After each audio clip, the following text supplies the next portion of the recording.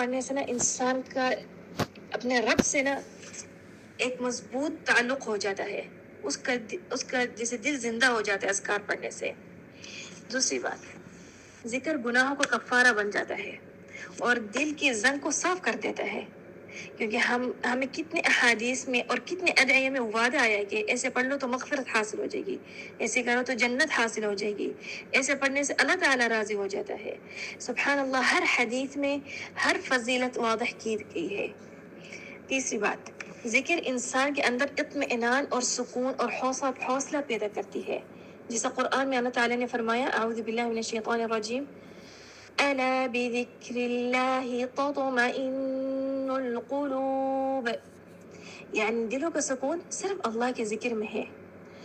اور چوتھی بات یہ ہے کہ اذکار پڑھنے سے انسان ہر بلا اور ہر شر سے محفوظ رہتا ہے۔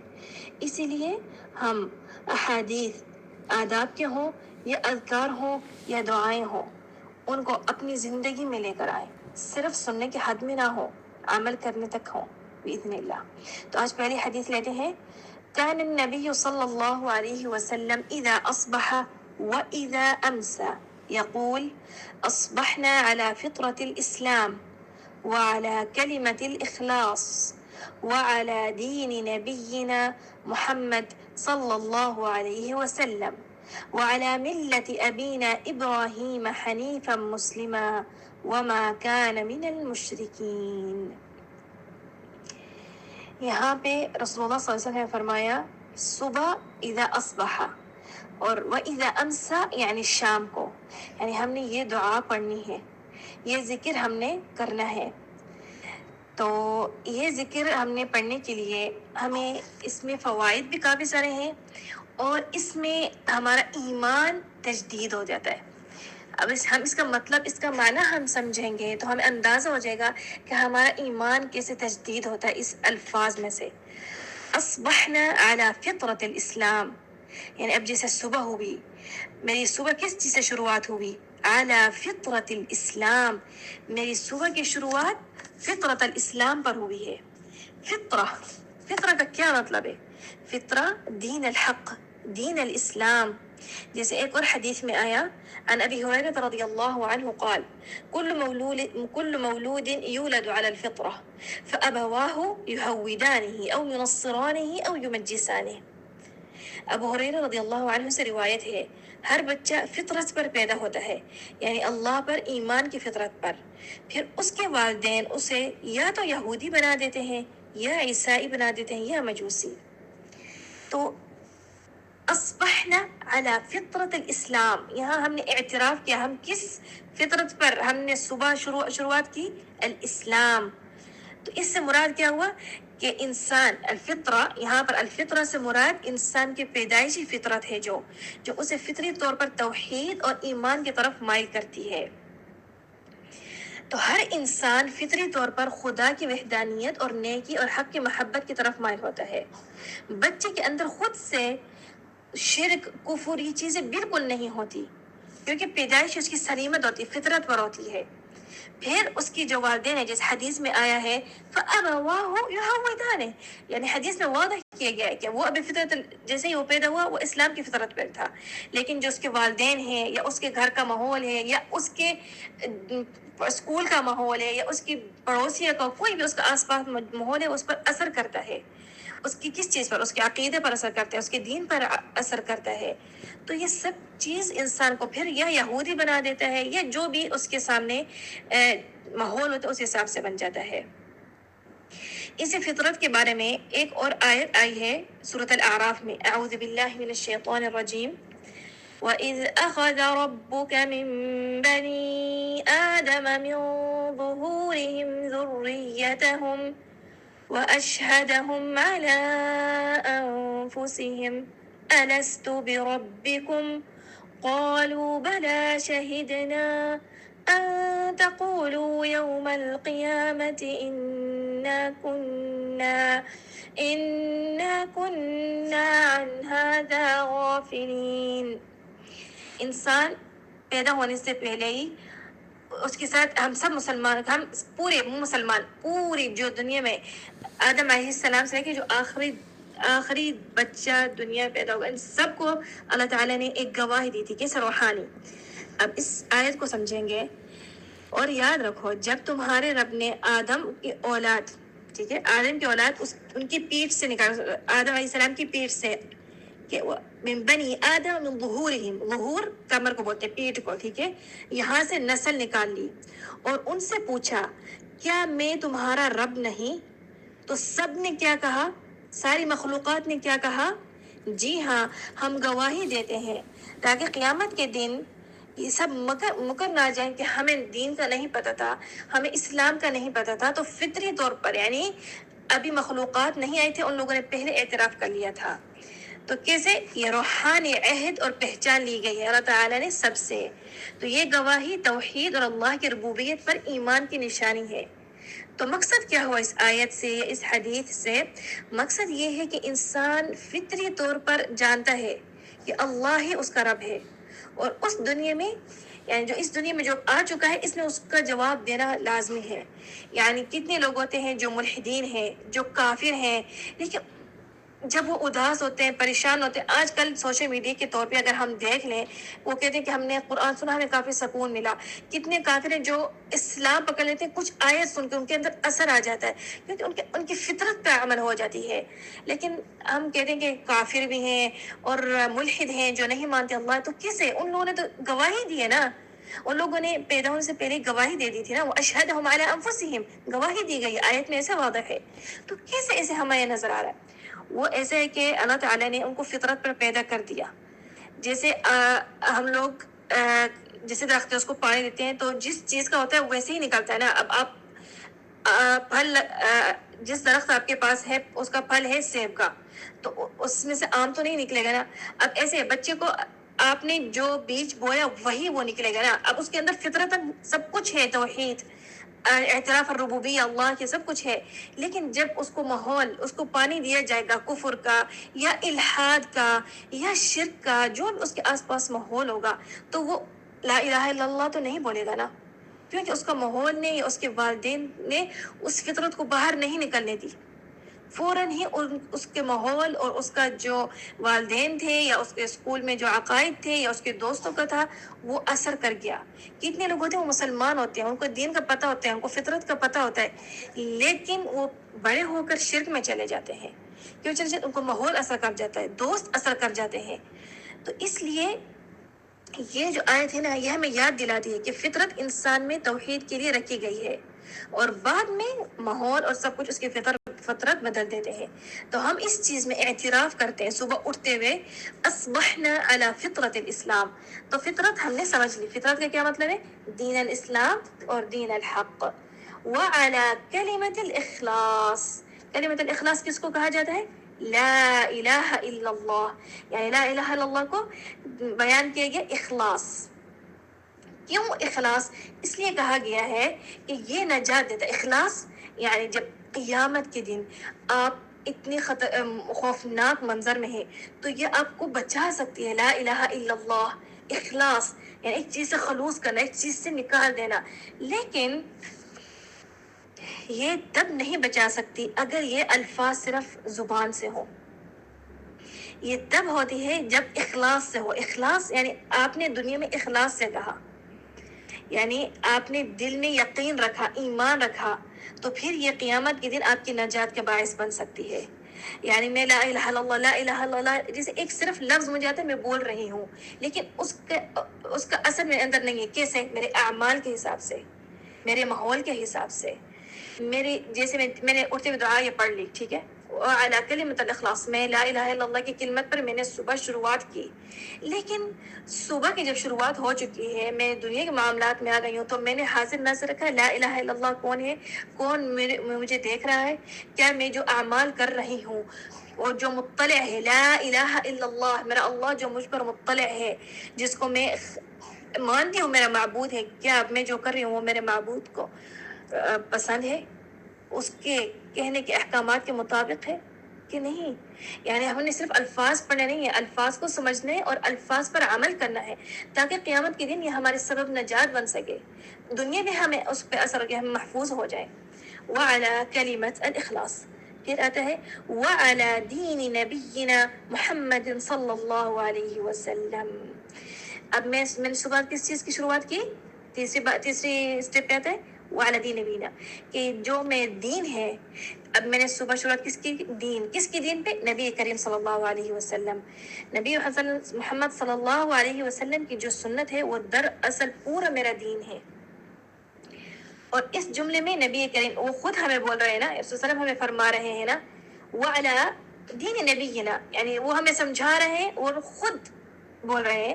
تو وہ اصل مطلب یہ ہے کہ وہ مسلمانوں کو سمجھا رہے ہیں اور تعلیم دے رہے ہیں کہ یہ جو پورا دین ہے نا اس کو ہم نے قدوہ کس کا بنانے؟ اپنے رسول صلی اللہ علیہ وسلم.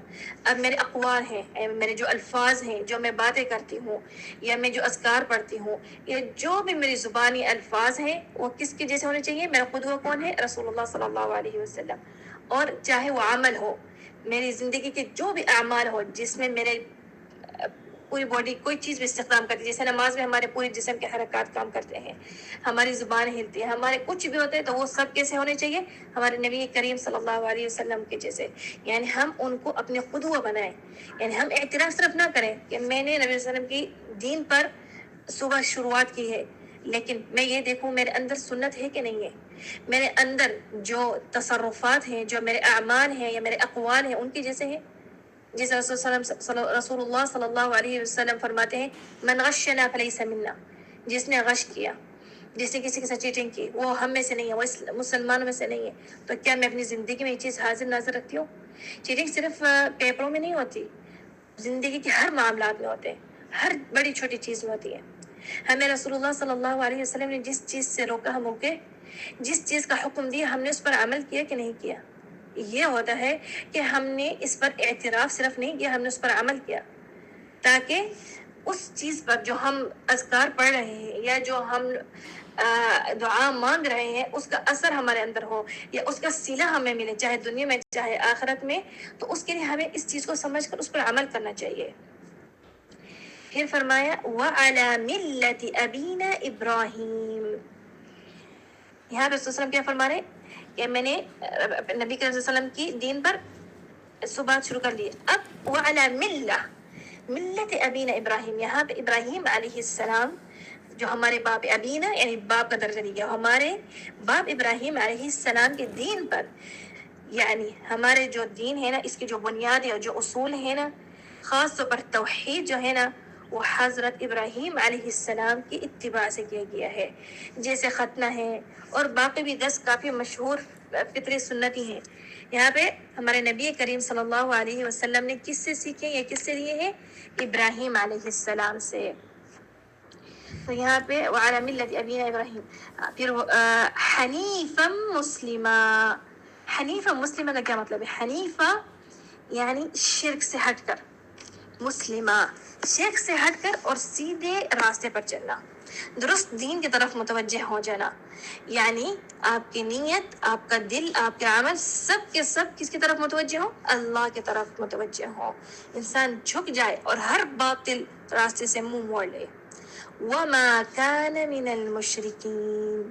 یہ گواہی ہے رسول اللہ صلی اللہ علیہ وسلم کی طرف سے کہ ہمارے ابراہیم علیہ السلام نے کبھی بھی شرک نہیں کیا، چاہے وہ جیسے اپنے فل جوانی میں تھے، چاہے جب وہ نبی بن چکے تھے، نبی بننے سے پہلے بھی انہوں نے شرک نہیں کیا.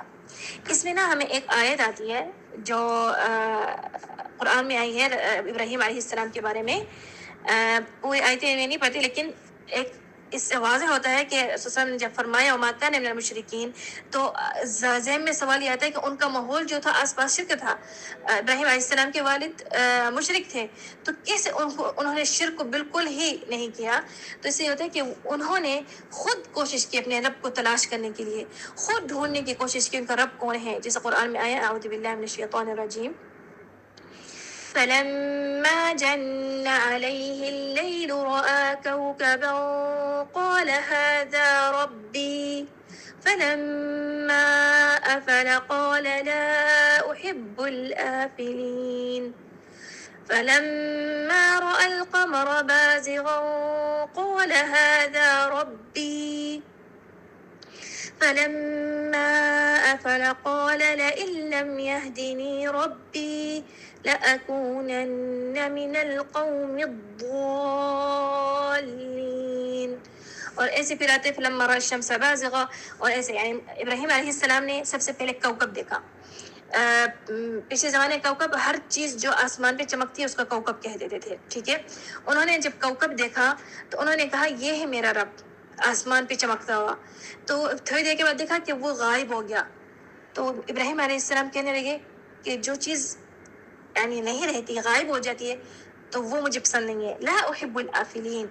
پھر ان کو چاند نظر آیا. فلما رأى القمر بازغا، پھر انہوں نے فرمایا یہ میرا رب ہے. قال هذا ربی. فلما افل، جب وہ غائب ہو گیا کہنے لگے اگر مجھے میرے رب نے ہدایت نہیں دی تو میں ہمیشہ کے لیے گمراہ ہو جاؤں گا. پھر جب صبح ہوئی تو انہوں نے کیا دیکھا؟ دھوپ دیکھی. تو فرمانے لگے یہ ہے میرا رب کیونکہ بہت بڑا یعنی حجم میں بہت بڑا ہے تو یہ ہے. تو پھر دھوپ بھی غائب ہو گئی. تو یہاں پہ انہوں نے ابراہیم علیہ السلام نے سمجھ گئے کہ یہ سب کے پیچھے ایک بڑا رب ہے. یعنی چاند، کواکب، شمس، یہ دنیا کے جو پورا جو چل رہی ہے اس کے پیچھے ایک بڑا رب ہے جو چلا رہا ہے. ایک نظام ہے. نظام خود سے تو نہیں چلتا نا، اس کے پیچھے کوئی چیز ہوتی ہے. تو یہیں پھر انہوں نے کیا فرمایا؟ انی وجہت وجہی للذی فطر السماوات والارض حنیفا وما انا من المشرکین. یہیں فوراً انہوں نے اعتراف کیا کہ میں نے اس کی طرف توجہ کیا، للذی فطر السماوات، جس نے آسمان اور زمین بنائی. یعنی فوراً اعتراف کیا، جس چیز پہ انہوں نے تأمل کیا، جس چیز کو انہوں نے سمجھا اسی چیز پہ انہوں نے ایمان لائی. یعنی انہوں نے اپنے ماحول یا اپنے والد کی دیانت کی وجہ سے سبحان اللہ نے ان کو اپنے فضل و کرم سے بچایا. اور وہ نبی جب تک نہیں بنے تھے تب تک بھی انہوں نے شرک کی طرف نہیں گئے. تو یہاں پہ ہمیں حدیث میں گیا وما كان من المشرکین. نبی صلی اللہ علیہ وسلم یہاں پہ ہمیں بتا رہے ہیں کہ ہمارے ابراہیم علیہ السلام اپنے رب کے تابع تھے، اپنے دین میں کامل اطاعت و مکمل تسلیم کے ساتھ اپنے رب کے سامنے جھکے تھے. تو نبی صلی اللہ علیہ وسلم نے اس حدیث میں ہمیں دو عظیم نسبتوں کی جمع کیا گیا ہے. پہلی نسبت کیا ہے؟ نسبت ملت ابراہیم علیہ السلام کے ساتھ جو توحید اور اخلاص کی بنیاد پر ہے. دوسری نسبت کیا ہے؟ نسبت رسالہ محمدیہ جو ہمارے نبی کریم صلی اللہ علیہ وسلم کی ہے، جو ایمان کی تکمیل اور ہدایت کا راستہ ہے. لیکن اگر یہ دعا ہم نے شام کو پڑھنی ہے تو ہم نے کیا پڑھنا ہے؟ امسینا علی فطرت الاسلام، یعنی صبح کے ٹائم اصبحنا علی فطرت الاسلام. شام کو صرف ہم نے امسینا پڑھنا ہے اور باقی دعا جیسے لکھی ویسے کی ویسی پڑھنی ہے، ٹھیک ہے. اب اس دعا کو، اس ذکر کو، یہ ذکر ہے نا، اس ذکر سمجھنے کے بعد ہمیں کیا واضح ہوتا ہے؟ ہمیں یہ واضح ہوتا ہے کہ یہ ذکر پڑھنے سے ہمارا صبح اور شام ایمان کی تجدید ہو جاتی ہے، ہمارا ایمان تازہ ہو جاتا ہے. ہم اپنے آپ کو یاد دلاتے ہیں کہ ہمارا دین، ہمارا ایمان، ہمارا راستہ ہمیشہ کس کی طرف ہے؟ اللہ تعالی کی طرف سے ہے. اور اس ذکر پڑھنے سے ہم شرک اور ریا اور غفلت سے دور ہو جاتے ہیں بإذن الواحد الأحد. یہ ہماری پہلی حدیث ہے. اب ہم دوسری حدیث لیتے ہیں. قال النبی صلی اللہ علیہ وسلم ما من عبد مسلم يقول حين يصبح وحين يمسي 3 مرات رضيت بالله ربا وبالإسلام دينا وبمحمد صلى الله عليه وسلم نبيا إلا كان حقا على الله أن يرضيه يوم القيامة. سبحان اللہ، اتنی ہلکے سے الفاظ ہیں لیکن اس میں ہمارے لیے ایک خوشخبری ہے قیامت کے دن کے لیے. کیا ہے خوشخبری؟ خوشخبری کے پاس پہنچنے کے لیے ہمیں پہلے سمجھنا ہے کہ ہمیں رسول اللہ صلی اللہ علیہ وسلم نے کیا فرمایا، کیا کہا. کہ ہمیں قیامت کے دن جس وقت انسان سب سے مشکل اور خوفناک ٹائم پہ ہوتا ہے اس وقت کے لیے اس کے لیے خوشخبری ہے.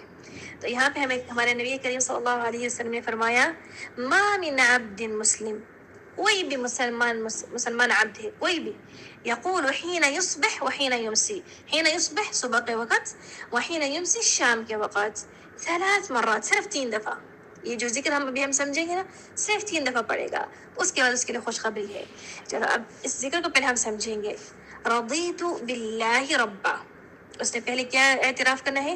رضیت باللہ ربا، میں مانتی ہوں میرا خالق کون ہے؟ اللہ ہے، میرا مالک کون ہے؟ اللہ ہے، اس دنیا کا حاکم کون ہے؟ اللہ ہے، یہ سب کچھ کو میں حاضر کے میں اعتراف کرتی ہوں، اور اپنے دل میں یہ نیت رکھتی ہوں، میں مجبوری میں نہیں کہہ رہی یا اعتراف کر رہی، بلکہ میں اپنے دل کی رضا اور خوشی سے مانتی ہوں کہ میرا صرف اللہ ہی رب ہے. ٹھیک ہے، رضیت باللہ ربا. پھر آتا ہے وبالاسلام دینا، میرا دین کیا ہے؟ اس دنیا میں ہر انسان کے پاس کوئی نہ کوئی دین ہے، دین کے بغیر کوئی بھی نہیں ہے. ہر کوئی کسی، جیسے کوئی لوگ بولتے ہیں نا کہ جو لوگ اللہ کو نہیں مانتے اور کسی دیانت کو نہیں لیتے تو وہ کیسے دین پہ، یعنی ہر کسی کا دین ہے. اس کا دین پتہ ہے کیا؟ اس کا دین اس کا نفس ہے، وہ اپنے نفس کے ساتھ چل رہا ہے. تو ہر انسان دنیا میں کوئی نہ کوئی دین کے پیچھے چلتا ہے. تو میں یہاں کیا اعتراف کرتی ہوں؟ میرا کیا دین ہے؟ وبالاسلام دینا، میں نے دل سے قبول کیا کہ اسلام کے سوا کوئی دوسرا دین میرے لیے قابل قبول نہیں ہے. یعنی میں خوشی اور اطمینان کے ساتھ اسلام کے احکام اور تعلیمات کو اپناتی ہوں. جو بھی اسلام نے مجھے احکام دیے ہیں، جو میرے لیے اسلام اقوال افعال دیے ہیں، اس پر میں عمل بھی کرتی ہوں اور اس کو مانتی بھی ہوں. وبمحمد نبیا، تیسری بات کیا ہے؟ ومحمد صلی اللہ علیہ وسلم نبیا، میں دل سے، نبیہ یعنی نبوت میں آتا ہے، میں دل سے ان کی نبوت یعنی صلی اللہ علیہ وسلم کی نبوت قبول کرتی ہوں. یعنی میں صرف رسول اللہ صلی اللہ علیہ وسلم کے طریقے کو حق مانتی ہوں اور ان کی تعلیمات کے سوا کسی اور راہ کو نہیں اپناتی. یعنی نبی صلی اللہ علیہ وسلم کی جتنے سنتیں ہیں یا جتنے انہوں نے ہمیں فرض بتائیں، جو کچھ ہے میں اسی کو مانتی ہوں اور کسی اور چیز پہ میں نہیں اپنا ایمان لاتی. اب آتی ہے خوشخبری. کیا ہے خوشخبری؟ جو یہ 3 دفعہ پڑھے گا، رضیت باللہ ربا وبالاسلام دینا محمد صلی اللہ علیہ وسلم نبی، صرف یہ 3 اعتراف اس نے کرنے انسان نے صبح اور شام کے. اس کے خوشخبری یہ ہے الا کان حقا علی اللہ، حقا یعنی اللہ کے اوپر یہ ذمہ داری ہے، لازمی ہے اس انسان کے لیے کیا؟ ان یرضیہ یوم القیامہ، اس انسان کو قیامت کے دن راضی کر دے. کیسے؟ یعنی ہمارا رب ہمیں کیسے راضی کر دے گا؟ ہماری مغفرت کر کے. اللہ تعالیٰ اس انسان کو وہ خوشی دے گا جس کا اس کا دل پوری طرح سے مطمئن نہ ہو جائے. اس کی مغفرت، پورے گناہ کی مغفرت اس کی ہو جائے گی. سبحان اللہ. گناہ کبیرہ کا تو ہمیں پتہ ہے وہ توبہ لازم دنیا میں اس کے کرنے چاہیے. حقوق العباد یہ ہٹ کے مقصد یہ کہ اس نے دنیا میں اب جو انسان ان چیزوں کا اعتراف کرے گا، ظاہر سی بات ہے وہ حقوق العباد اور حقوق اللہ کے بھی دھیان رکھے گا نا. اسلام اس نے یہ قبول کیا تو اسلام میں جو احکامات اس پر عمل بھی کرے گا نا. ہمارا مقصد یہ نہیں ہوتا کہ ہم نے صرف ترجمہ سمجھا کہ بس میں نے پڑھ لیا اللہ مجھے جنت دے دے گا. میں نے بولا رضیت باللہ رب، میرے رب نے احکامات دیے ہیں، اس میں میں نے عمل بھی کرنا ہے ماننے کے ساتھ ساتھ. اور اسلامی دین حقوق العباد، حقوق اللہ دیکھ کر میں نے اس پر ایمان لانا ہے.